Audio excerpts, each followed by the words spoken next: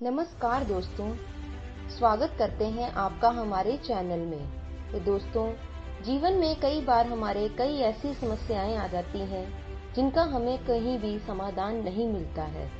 हम अपनी कहानियों के माध्यम से आपकी हर समस्याओं का समाधान जुटाने में आपकी सहायता करेंगे। कई साल पहले एक गरीब चीनी गांव में एक किसान अपने बेटे के साथ रहता था। थोड़ी सी जमीन और एक छोटी सी भूसे की झोंपड़ी के अलावा उसका एकमात्र प्रॉपर्टी उसका घोड़ा था, जो उसे विरासत में अपने पिताजी से मिला था। एक दिन घोड़ा भाग गया। उस घोड़े के अलावा आदमी के पास कोई भी जानवर नहीं था जिसके साथ वह जमीन पर खेती कर सके। उनके पड़ोसी, जो उनकी ईमानदारी और परिश्रम के लिए उनका बहुत सम्मान करते थे, यह जताने के लिए उनके घर आए कि उन्हें बहुत ही पछतावा हुआ है। किसान ने उनकी चिंता के लिए उन्हें धन्यवाद दिया, लेकिन पूछा, आप कैसे कह सकते हैं कि जो हुआ है वह मेरे जीवन का दुर्भाग्य है? किसी ने अपने दोस्त से बुदबुदाया, शायद किसान वास्तविकता को स्वीकार कर नहीं पा रहा। उसे सोचने दे कि वह क्या चाहता है, जब तक कि वह जो हुआ उससे दुखी ना हो। और पड़ोसियों ने किसान से जो कुछ सुना था उससे सहमत होने का नाटक करते हुए वहां से चले गए। एक हफ्ते बाद घोड़ा अस्तबल में लौट आया, लेकिन वह अकेला नहीं था। यह अपने साथ जोड़ी में एक अच्छी घोड़ी लेकर आया था। यह बात पता चलने पर ग्रामीण पड़ोसी, जो उस किसान के द्वारा दिए गए पहले उत्तर को अब समझ पाए थे, वो किसान के घर आए, इस बार उसे उसके अच्छे भाग्य पर बधाई देने के लिए।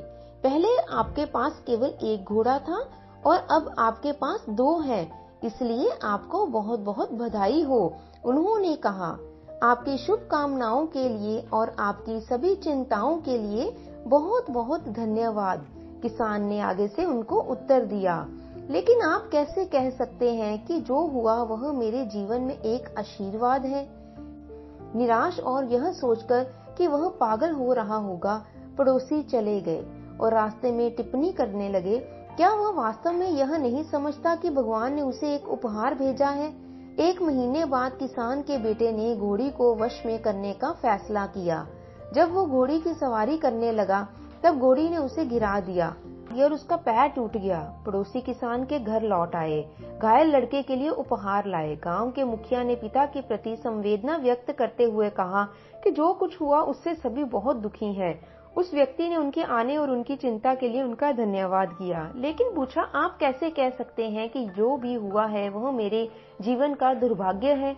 यह सुनकर वे सब चकित रह गए, क्योंकि किसी को भी संदेह नहीं हो सकता था कि एक बेटे की दुर्घटना को पिता का दुर्भाग्य नहीं तो क्या समझा जाए। जैसे ही उन्होंने किसान का घर छोड़ा, कुछ ने दूसरों से कहा, वह सचमुच पागल हो गया है। उसका इकलौता बेटा हमेशा के लिए लंगड़ा हो सकता है और वह अभी भी इस बारे में संदेह में है कि जो हुआ वह दुर्भाग्य है। कुछ महीने बीत गए और जापान ने चीन पर युद्ध की घोषणा कर दी। स्वस्थ युवकों को युद्ध के मोर्चे पर भेजने के लिए सम्राट के दूतों ने पूरे देश की यात्रा की। गांव में पहुंचने पर उन्होंने किसान के बेटे को छोड़कर सभी युवकों को भर्ती कर लिया, जिसका पैर टूट गया था। कोई भी युवक जीवित नहीं बचा और वापस ही नहीं आया। बेटा ठीक हो गया, 2 जानवरों को पाला गया और उनकी संतानों को अच्छी कीमत पर बेच भी दिया गया। किसान अपने पड़ोसियों को सांत्वना देने और उनकी मदद करने के लिए उनके पास जाने लगा, क्योंकि वे हमेशा से किसान की परवाह करते थे।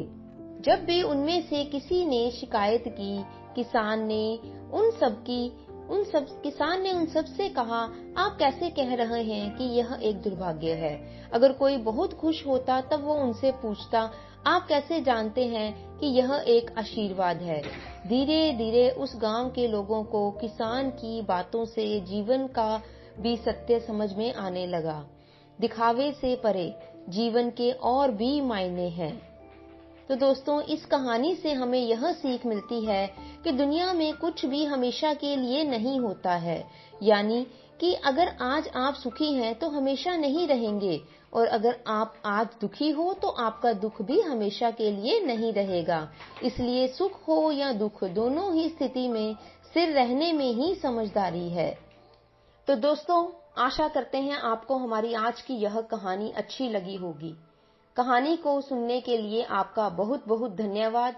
अगर आप हमारे चैनल पर नए हैं तो हमारे चैनल को सब्सक्राइब कीजिए और हमारे साथ इसी तरह की कहानियां सुनने के लिए जुड़े रहें।